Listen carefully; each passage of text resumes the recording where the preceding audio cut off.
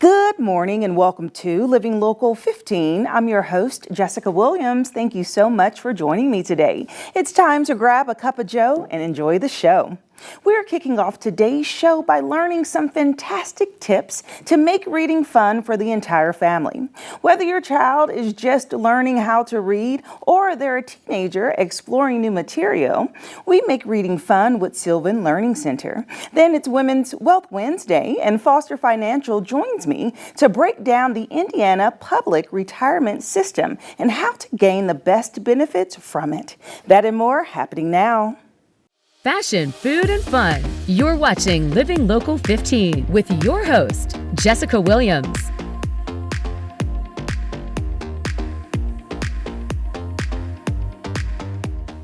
As summer approaches, many parents may be wondering how to keep their children's learning on track during the break from school to prevent summer brain drain. Well, Jill Johnston, the director at Sylvan Learning Center, Fort Wayne, is here to share some tips. Good morning, Jill. Good morning. How are you? I'm doing very well, thank Good. you. Well, I wanted to chat with you because I know that right now is just a crazy time for parents as they're trying just to prepare all ages being out of school. And of course, entertaining them is a little bit easier with technology, but reading is so fundamental. So why don't you start off by giving us an overview about Sylvan Learning Center? Of course. Sylvan Learning Center is a great opportunity for our families to make sure that they have supplemental education for their children, but also enrichment as well. So it's a great opportunity to just personalize that learning wherever they're at, whatever they need, we can just tailor the program to that for them to meet those needs. Yeah, and so what age range do you serve? Yeah, so we do kindergarten through 12th grade, and we have a variety of programs, reading, writing, math. We also provide homework support for our students during the school year. We have SAT, ACT preparation, college courses, things like that. Yes, and so is this in addition to regular schooling, or is this its own independent full-service school? Great question. Actually, we are in addition to school. So we do not look at ourselves as something to replace school. We want this to be in addition to what they're doing. So students will attend during the evening at the school year. We try to provide flexible hours, Saturdays, and things like that to make it easy for all the families. During the summer, we provide extra hours, daytime hours, so families can make sure that they can find a time that fits with their schedule. Okay, that's perfect. And I know your slogan is for the success of every child. Yes. And so let's dive into some tips to help parents be successful this summer. And so first off, you say reading together may be something that's good. So explain. Absolutely. One of the best things that any parent can do is read with their child. It does not matter what age they are. From the time they're sitting on your lap as a little child to when they're grown up, you can read books together and talk about them. You could have your own little book club at home, things like that. The best thing that you can do is make sure you're reading every single day with your child, or that they're reading every single day. That is going to keep up their reading skills and the comprehension skills that they need. Just like we practice to do sports and things like that, it's not any different with reading and math. We have to exercise our brain and keep it going so that we can use it efficiently. Ah, that's good. And so with keeping it going and doing it every day, how do you make it fun? Surprisingly, parents think that it's very complicated to have fun. And I often hear the phrase, well, I'm not a teacher. I don't know how to do that. So we just remind them that you are a teacher. You're your child's first teacher, actually. You're teaching them about life. But incorporate it into everything that you're doing. So whether you're at the pool, whether you're traveling, whether you're at home playing in the backyard, it does not matter where you're at. You can incorporate it into everything that you're doing. And we can always provide options for parents. If they need some ideas, we can provide those. Yeah, and I love what you said about changing the scenery, change the atmosphere, go outside, do it by the pool, read in the car, read, in different rooms, make it fun, or like do a scavenger hunt where you find a book and read some of it. Exactly. And that is something that we suggest, actually. A lot of parents want a way to kind of have some ideas. So, I mean, you can easily print something off or make it yourself. It doesn't have to be anything special. But exactly like what you were saying, too. Just, read in bed, read in your pajamas, read outside, read wearing your sunglasses. You wouldn't believe just those small little changes where your child's reading and how they're reading makes it a little more exciting and fun. Right. So, Yeah. And as we said at the beginning, brain drain. So you don't want to like overdo it. So how do you make it short and sweet while still accomplishing enough time for reading each day? Absolutely. So I would suggest, because you're incorporating it into everything that you do, that part's going to make it a little bit easier for you to do small segments of time. But I would focus on just one skill at a time. So meaning, maybe today I really want to make sure that they're understanding, characters or setting, something like that in a book. So when they are reading, just having that conversation with them about it. If it's math, I mean, you can make a recipe together, things like that. They can use those math skills and things like that. Yeah, and so let's talk about journaling a bit, because I know that that's popular as it relates to reading. Is that because you can write maybe your own story, your own thoughts, and then go back and read it as well? Yes. For some reason, students are afraid of writing and do not like it. They dread it. I don't know why, but they really absolutely don't like it. And I think it's because, one of the reasons is because they think that they don't know how to write, that they're not a good writer, or that it has to be really long and complicated. So a suggestion that we would offer up would be, let's say you're going on vacation, right? I mean, most people are doing something over the summer. So you're on vacation. While you're traveling, or even after you get back, have your child write about what they did. It's as simple as that. And then they can share it with someone. Give them an audience, right? A purpose for writing. Have them write it to grandma. Then they are a little bit more incentivized to say, oh, I want to share this information. So I'm going to write a letter to my aunt and tell her all about my summer fun, things like that. That's good. I love that. And then maybe doing little postcards, or just, incorporating images in that way and making it a hobby, or rather a habit that people can get, kids can get excited about. Because I don't really see postcards going out anymore. That was just a random thought, but postcards. And so my final question for you is, because you teach such a range of grades and ages, when is the best time to really focus more on the child reading than the parent reading? Like, when you're little, of course, when they can't read, you read to them. When they're learning to read, you go back and forth. But is there any benefit as a teenager or someone older for a parent to be reading together with them? So I am a big advocate of early literacy, for sure, 100%. So read with your child from the very beginning, when they're a baby, things like that. I definitely am in all support of that. But I would say kindergarten through second grade, we explain to parents that that is a time that you're learning how to read, okay? After that, now you're reading to learn. You're reading for understanding, okay? So that is something to keep in mind. Whatever it is that you're doing, make sure that your child is understanding what they're reading. But I still think a teenager doesn't mind being read to. Right, yeah. And making it fun, especially when it comes to like book clubs and families. When I lived near my family in Texas, me, my mom, and my sister would have book clubs. And so, but what we would do is we would pre-read the chapter so that we can get understanding to discuss it. But then in person, we would each kind of popcorn read and read a piece out loud to kind of reiterate it. And it made it fun because we're hearing the information for a second time, but then also being able to discuss it. And clearly, I'm an adult. My sister's 4 years older than me, so it was still fun, even though we were all adults. Absolutely. So we got to keep the reading going. Yes. And something to remember with that is we can learn from others too, right? right? So Yeah. hearing someone else read, hearing a parent read, or an older sibling, they model for us what good reading sounds like. Yeah, I love that. Well, thank you so much for providing these tips, Jill.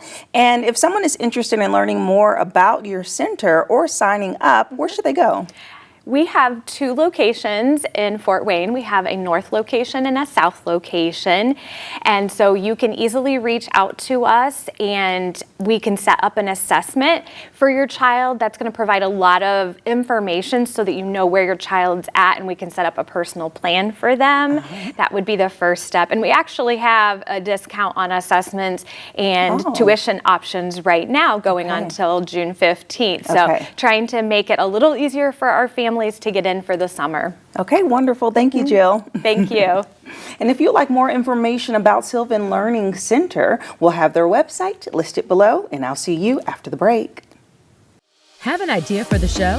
Want to find out how you can be a guest? Contact us at livinglocal15@wayne.com.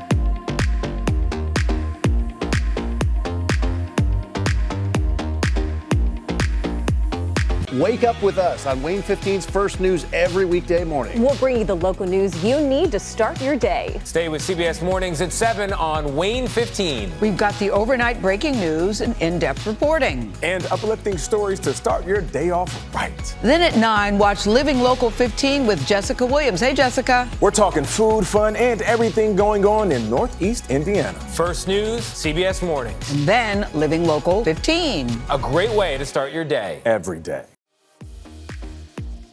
This segment sponsored by Foster Financial. Welcome to Women's Wealth Wednesday, where we cater the conversation to help ladies out with financial advice and all things you need to know about your retirement. And joining me today is Caleb Doan, the Vice President of Foster Financial. Good morning. Good morning. How's it going? It's going well. How are you doing? Listen, I'm so happy that it's Wednesday. Yeah. And most importantly, we're bringing back Women's Wealth Wednesday. There we go.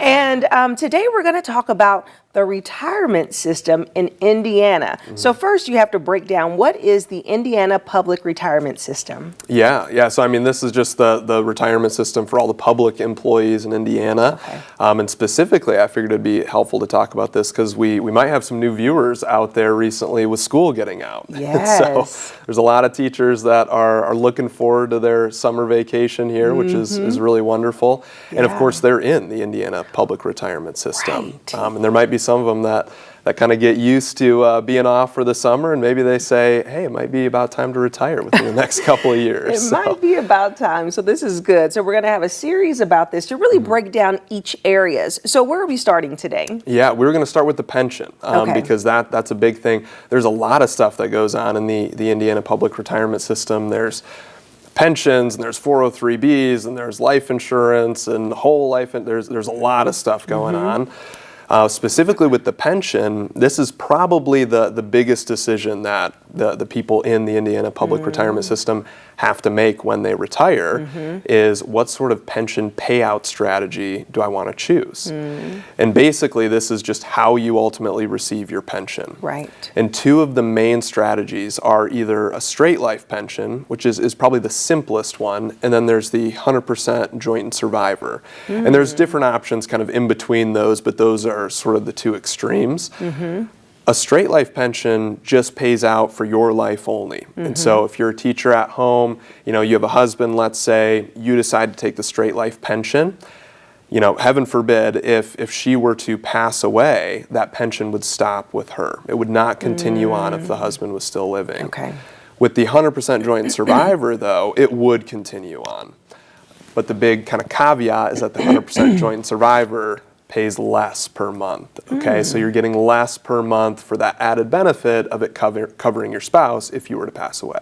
Okay, so everyone that works in Indiana with a public job, they automatically have a pension lined up, or does it just matter the type of business that they work for? Yeah, it depends on their specific role. A lot of times, specifically teachers, if they're close to retirement, they're likely in. They likely have a pension. Okay. But I mean, firefighters, police officers. There are a lot of other public jobs that are under the Indiana Public Retirement System. Now, for new employees going into it, it kind of depends on their specific role again, whether they get to be enrolled in the pension or not. Sometimes you can choose whether to be enrolled in the pension or maybe just get a higher, employer match into your 403B or something. So there's a lot of options, but a lot of the teachers specifically who would be retiring within the next few years are part of that pension system, and so they will be making this kind of big decision coming up. And so in the pension payout really depends on how long you've been with the company, right? So the amount that you get definitely depends on how long you've been there, but typically as long as you are vested,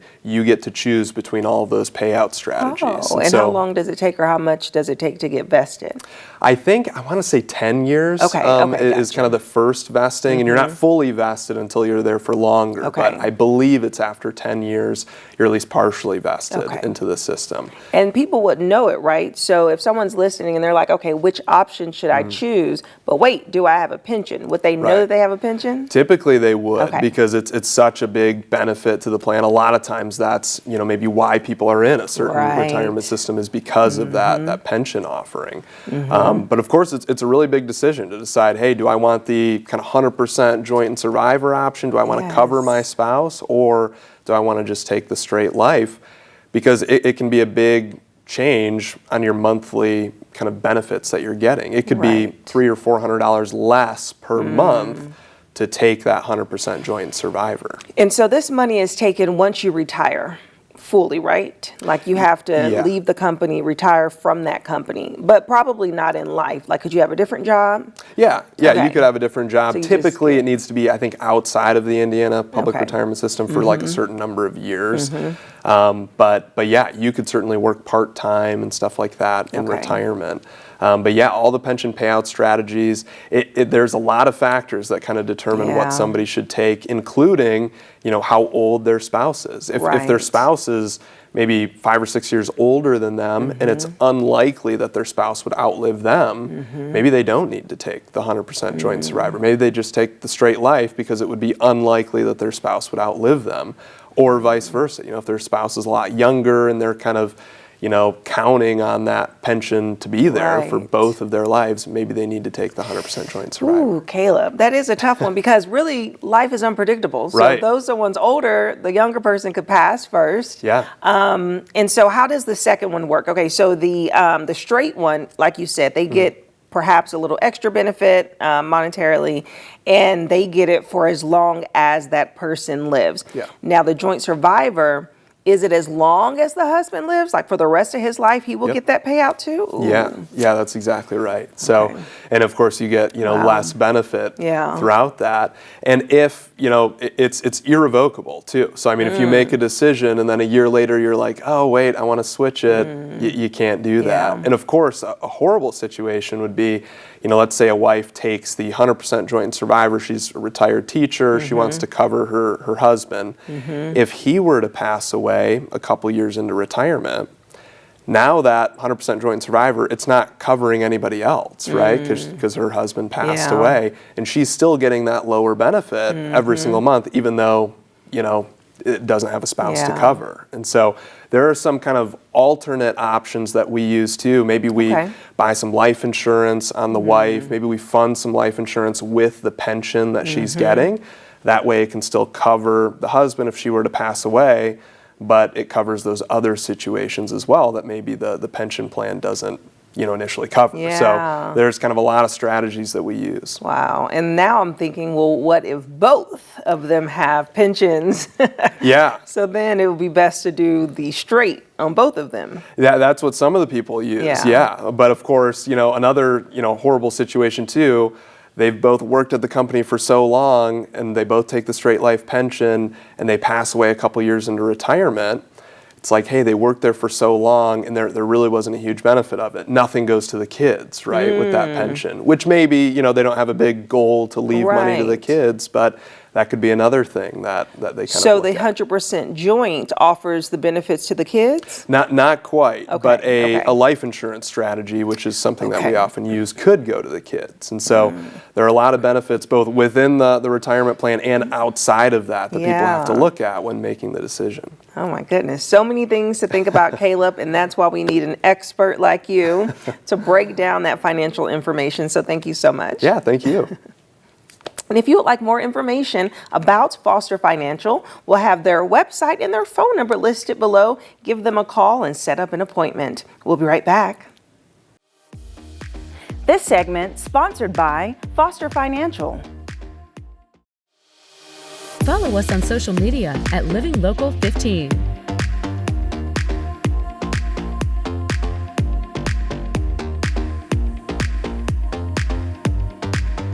Do you want to know the best places to go to eat and drink around Northeast Indiana? Well, join me, Jessica Williams, for Living Local 15, weekdays at 9 a.m. as I take you inside of the best restaurants, new and old, explore their menu, and of course, mix up some cocktails.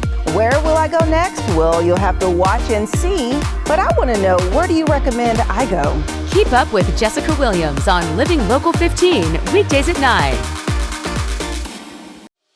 Living Local 15, proudly driven by the Kelly Automotive Group.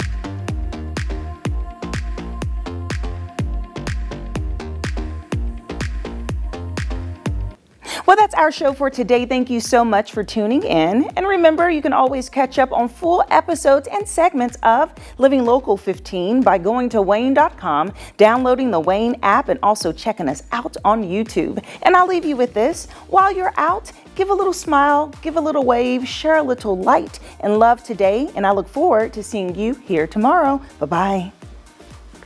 Go to the Living Local 15 page on WANE.com for recipes from the show, to watch a segment again, and to get information on products and services featured on Living Local 15.